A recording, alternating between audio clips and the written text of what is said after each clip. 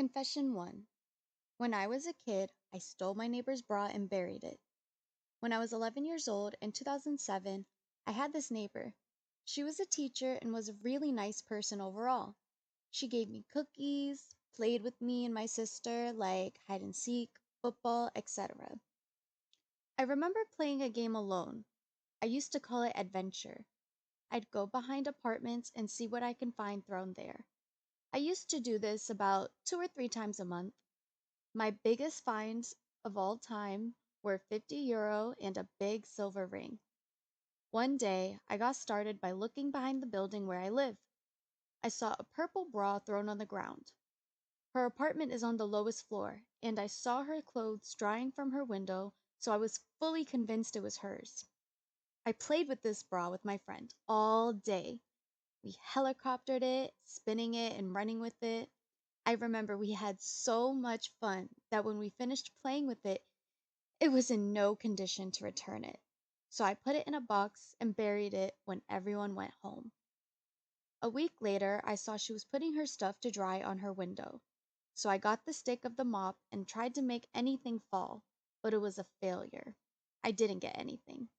It was so hard my neck hurts from looking up all the time. So I waited for days after my failure for her to put more clothes. When she finally did on a date that I didn't have to go to school, I tried again and managed to get another bra. It was white. I played with it like the first one, but I was alone this time. And when I finished, I got another box and buried it next to the other. I didn't steal a single thing after that. Fast forward to now, I know the place, but forgot where I buried it exactly. Looking back, I feel like shit. She was living alone, working, plus had to deal with stolen bras. I don't know if she noticed or not. 5 years later, she got married and moved out. But like once a year, she comes back with her husband and her kids. When she sees my mom or my sis, she always asks them about me and how I was a polite kid. Just a week ago, when I was coming home, she saw me and we started talking. She is the best, always smiling, cheerful, and nice to me. From last week, all I think about is how I stole from her. I feel like shit.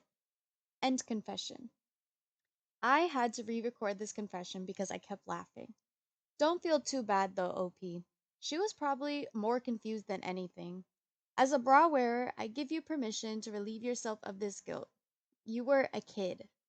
I don't remember who told me this story or if I read it somewhere, but these girls were sleeping over someone's house and they stole the big sister's bra and filled the cups with chocolate pudding and put it in the freezer. Another time, my mom's younger sister used to take her bras and wear them over her shirt around the house. Having weird shit happen to your bra is more common than you would think, sadly. I am by no means saying go bury people's bras, okay? Bras support us more than anyone, pun intended. So please be kind to them. Confession 2. I stole my mom's credit card when I was 10 and got away with it. Self explanatory title, but I'll elaborate. When I was 10, I was really into Minecraft.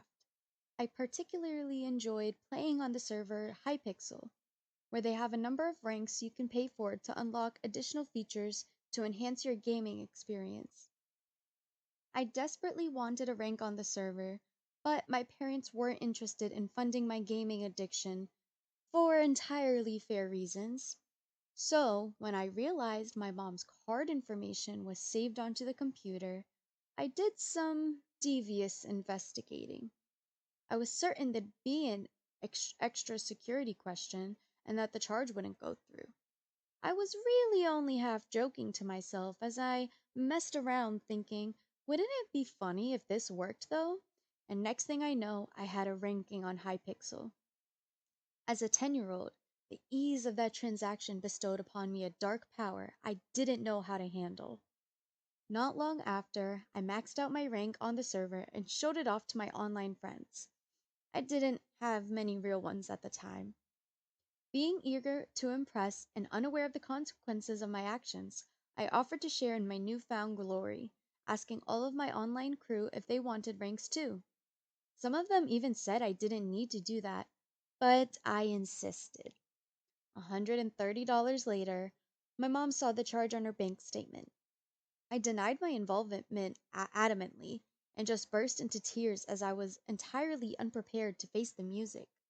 I was probed with questions that I either avoided or vaguely answered until my family conjured a story to explain what had happened. They eventually decided not that I was a stupid child that did a bad thing, but that I'd been hacked by one of my online friends. Obviously, I knew this wasn't true, but I went along with it because the truth was infinitely more humiliating. It wasn't an entirely impossible explanation either. I would message one of these friends on Skype, so it wouldn't have been a stretch to imagine that I could have accidentally offered too much personal information in conversation or otherwise. My mom contacted the server moderators to refund the charge, but as part of their policy, my account was banned from the server, and presumably all of my online friends by extension. I'm not entirely sure. I never dared to talk to them again.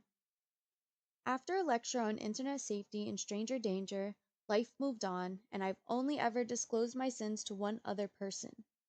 When I think about it now, I'm not sure if I believe I actually got away with it, or if my parents saw how distraught I was and decided to spare me the confrontation by creating an alternative explanation.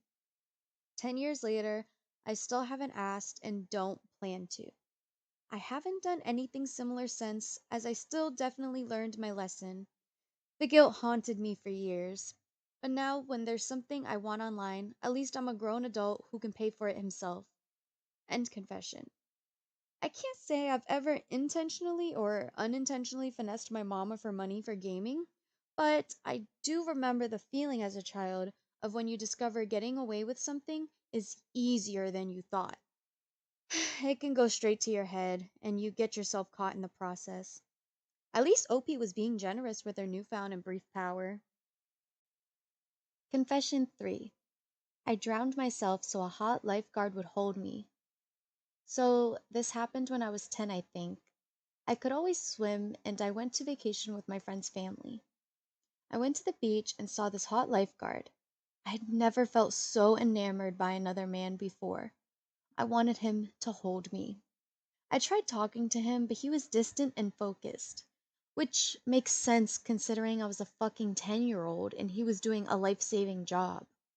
However, even then, he was sweet and patient, and I remember he said he liked anime, and that was all I needed. I think he was maybe 17. He was also very warm, despite his focus. I could tell in a normal conversation he was probably even more so. I never had a problem flirting with girls. It was so easy, it was boring. Even at 10.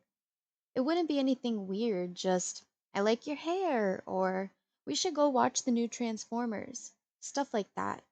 But he felt so untouchable it made me want to try harder. So I kept thinking of ways to get his attention, and I decided to drown myself. Not as a joke, though. I went underwater and took a breath. It felt so bad, and I was panicking so much I ended up flailing like I was really drowning, which I guess I was. So it's really painful, salt water in my eyes and my lungs, and I feel like I'm throwing up, and I'm forgetting how to swim or stay buoyant. It only lasted for maybe 15 seconds. Eventually, I was rescued, not by the guy, but by some teenage girl really close by. She was like 16 and apparently the only one that noticed something was wrong. My friend said I was lucky I got saved, got CPR, and something about her being hot, but I was so disappointed.